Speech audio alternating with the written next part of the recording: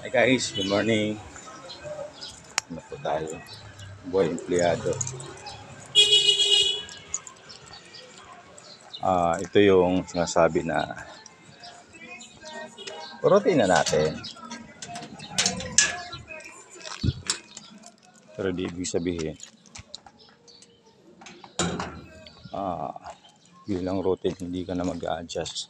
Kung merong ni-revise, binago sa magiging routine mo. Kasi kailangan nga flexible ka bilang isang empleyado kasi sa bawat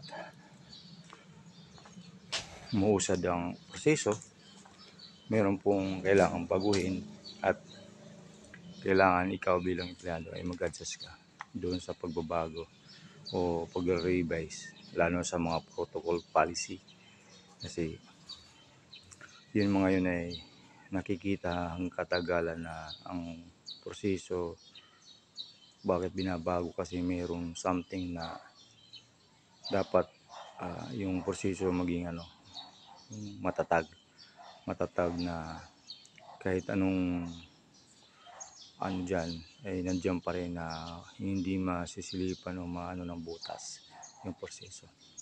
Example na lang yung process ng recruitment or ng empleyado. Dapat in the first place, bago pa lang, before mo pakawalan o pauwiin ng isang applicant ay dapat kung ano yung kailangan na requirements na hingin mo na hindi po tayo tayo. Yun po isa sa mga proseso na dapat tayo ay mag-a-adjust tayo. Bilang ikaw naman sa operation, kung sa operation ka naman dapat ma-briefing mo na about doon sa proseso din o policy ng company. Or either kung may idea kung saan ilalagay, proseso na din po sa kliyente.